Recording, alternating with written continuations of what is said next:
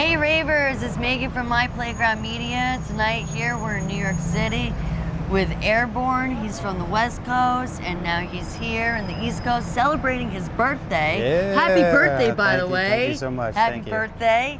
And he's celebrating his birthday here in New York City at Aurora 57. It's a hot nightclub here in New York City. And now we have the opportunity to interview Airborne. Thank you so much. I appreciate you having me, and I'm looking forward to this. So tell everybody about yourself. Some people that don't know your music and like. So I'm Airborne. I'm actually from the West Coast. I'm originally from Los Angeles. Actually, I started my career in the Bay Area with 2 people after my first show ever. Yes. And I was like, oh. Do I want to? From San Francisco. Yeah, I know. Do I want to do this or do I not want to do this? So I just kept grinding and kept pushing myself, and now I'm here on the East Coast, touring all over the world, playing big festivals and doing a bunch of things. So, you know, I'm just living the dream right now.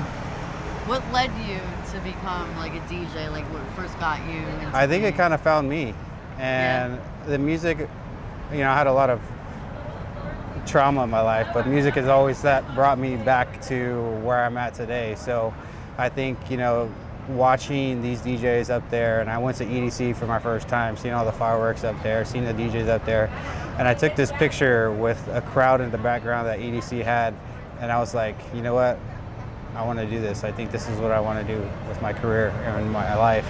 And the next thing you know, I'm going places and doing things that I've never thought I would ever do. So, you know, this is just dedication, hard work, and persistent, you know, what I wanted to do with my career. This was your like dream job to do? Yeah, absolutely. It wasn't, but I think that everything happens for a reason. Just like the music right behind us. Fucking people. It's okay. You know, those people are gonna pay $3,000 for a ride up the street, by the way. Yeah. It fits the video. Hey, that's a New York style interview here. Only in New York. Only in New York. There you go. So, Continue. yeah. So what? So if you could date any DJ, who would it be? I think it would be my wife, Jessica. Aww. And then if you could listen to one song forever, what would it be? I think it's my new track, Airborne, Tonight We Dance. I love it. It was a song I was writing over the years, and I finally put it together, and I think it all came together. And I think that, you know, if you just listen to the music and you listen to the beat, and it really just drives your soul and puts you to a better place overall. So honestly, just check it out. It's on all my platforms. Spotify, everything, iTunes. Dance. It's called Dance. You already answered that question. I was gonna say, what's the story behind Dance? What led you to create it? I think it's all the years that I've raved, and it was just one moment in particular. I was at EDC and I was just looking up at the sky, at the fireworks, and just saying like, wow, this is amazing. This is a great feeling. I don't want this feeling to ever end. And, you know, it's just something that just stuck with me for the rest of my time, that to this day today. And that was 14 years ago. So oh, wow. 14, 15 years ago. Oh, wow. And I still feel that moment today. So making that song was just happened to be in that moment still. So it's a great way to finish it. That's wild. And then what's the process in making a track? You know what? What was the process making Dance? A lot of hard work, dedication. I don't think producers get as much credit as they need to get, because they're sitting at a computer for 12, 15, 16, 17, 18 hours, you know, trying to get this right synth, trying to get this right kick, trying to get this right, you know, way of just putting this all together and structuring it all together and mastering your track and just doing everything that they need to do to put this all together. So shout out to all the producers out there that just put in their hard work and dedication into themselves. You know, you're not, you know, unheard. Just keep pushing, keep doing what you're doing, and, you know, enjoy the moment, because one day it's going to be played for the world. And who are your top DJs that you look up to, or who inspire you? When I first started, I think Dioro was my first inspired DJ that I loved. Will Sparks was another DJ that his energy up there was out of the world, and that's one of the reasons why I got into DJing as well. And the guy that got me into the whole scene was Afrojack. Oh So, my God. I love Afrojack and everything that he He has. gave us a bottle of Grey Goose vodka. And he's in actually a mansion in Miami. Actually, he's a good guy because He's a great guy. I actually met him backstage a couple of times, and he actually came up to the artist and actually talked to the artist. Not like some artists, always be kind and, you know, create this great atmosphere. Your aura is everything to yourself, so, you know, you want to make sure that you put it out to the world. Yeah, no, he's awesome. Yeah. He'll like pop up as like a surprise guest, and he'll just like greet everybody. Yeah, Like he's yeah. like a person. Yeah. He won't like push over his side. Exactly, You know, like exactly. get out of here. Like no. He'll, I had that incident with a couple big DJs, but I'm not gonna say that, but you know, enjoy. And then, what's a music genre that you would like to bring back that's like not as popular? Melbourne right now? bounce. Ooh. Yes, I love that atmosphere. I love that kind of Will Sparks era, and I wish that we can definitely bring that back. And then, what's your favorite thing about like the dance music culture? The reason why I really like the dance culture is because a lot of people, I mean, they say plur. I hope everybody stays with the plur era, but you know, we bring it back, and you know, we keep that culture going. You know, peace, love, unity, respect, and keep that positivity going. And that's kind of why I fell in love with the whole EDM scene. And you know, I can actually go there and not be, you know, anybody can be anybody there. So, and that's why I kind of loved it the most. Whoa. And then, what's your dream festival to perform at? I played at a lot of festivals already. I rather play more clubs than festivals Okay. because it's a lot more intimate.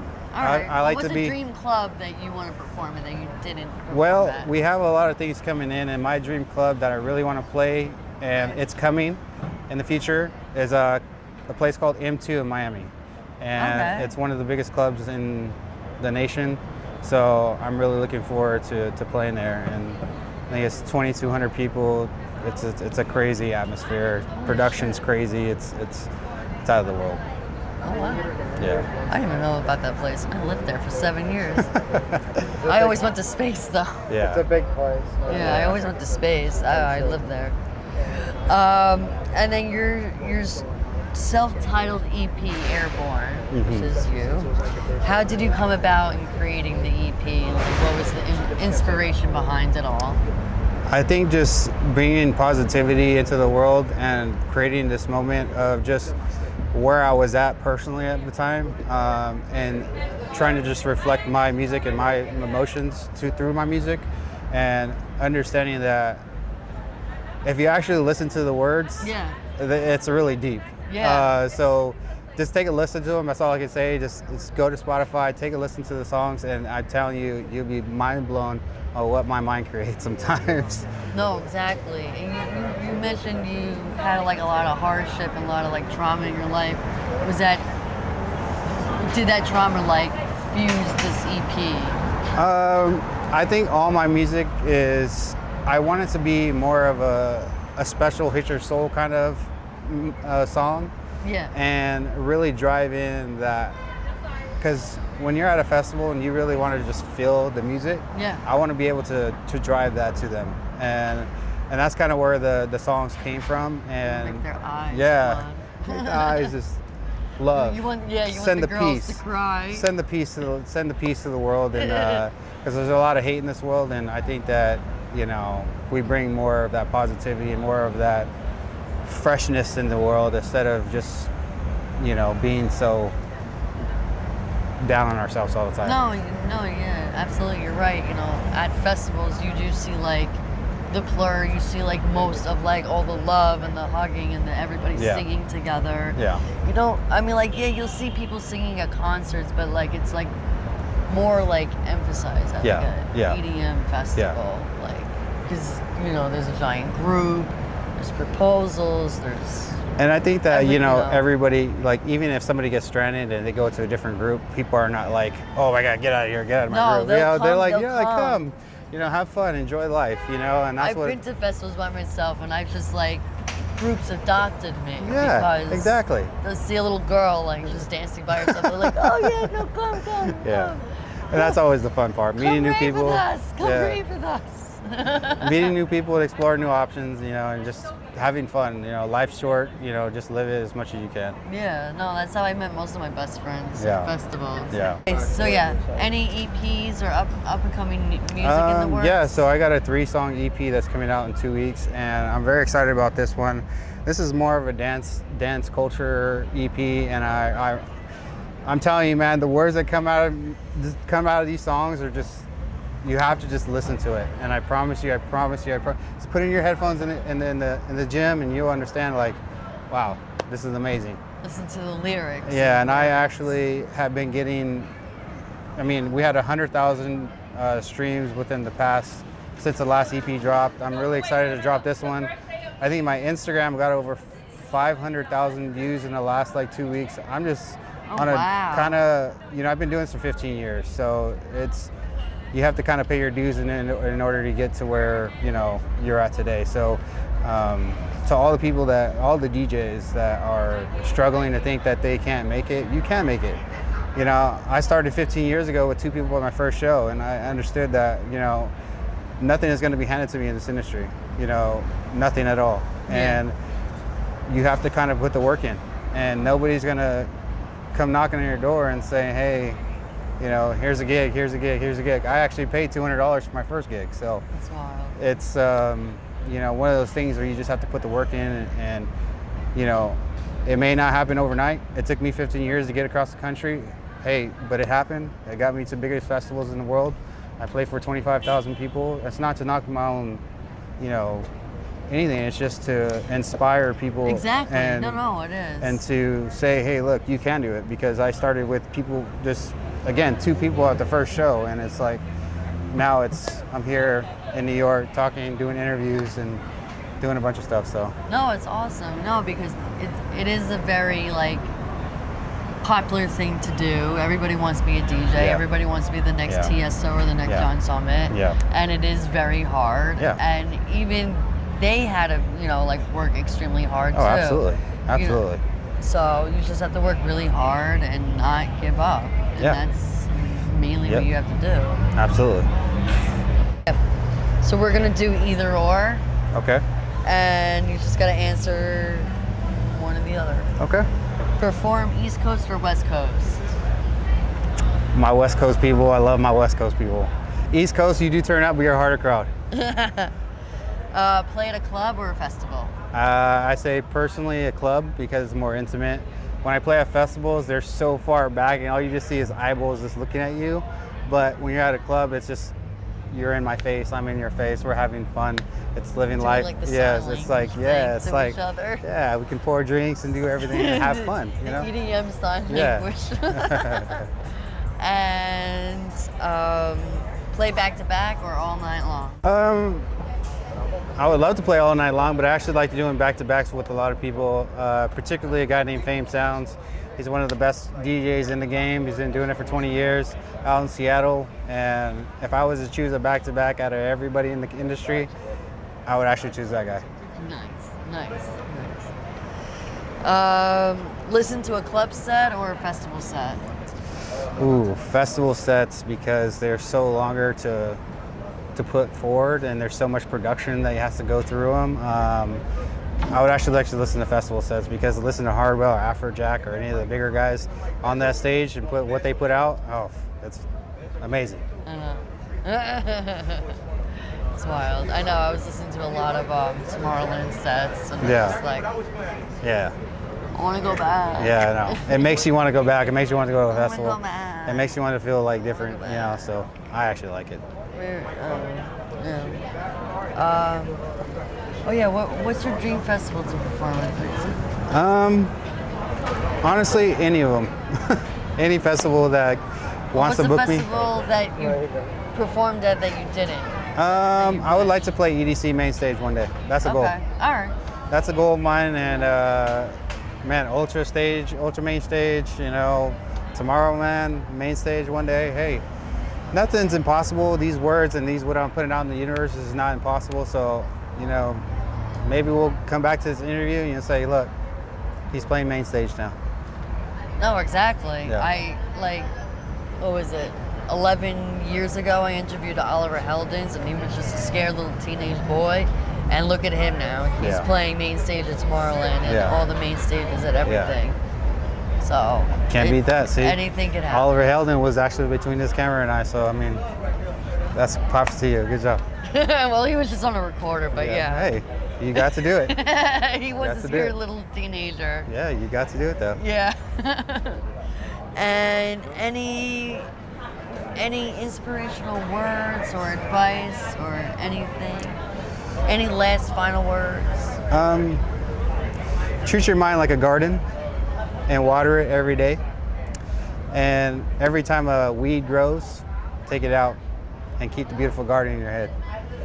Because at the end of the day, your mind is, if your thinking is shrinking, you know, you got to keep learning through the whole process every single day. Keep grinding, keep learning something new, keep pushing yourself to new limits, because you never know where you're gonna be. I take the most risks out of a lot of people I know, and they sometimes pay off, sometimes they don't.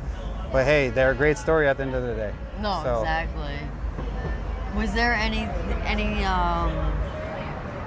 difficulties you faced as a DJ? There's a lot of learning lessons. You know, sometimes there's the technical equipment that turns off.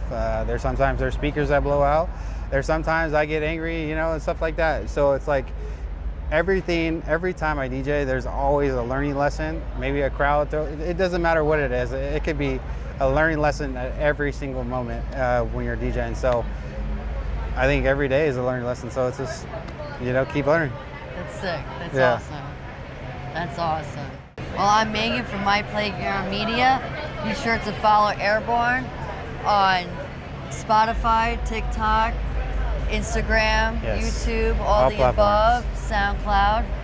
Make sure to check out his sets from his SoundCloud page, and make sure to follow My Playground Media and check out myplaygroundmedia.blog.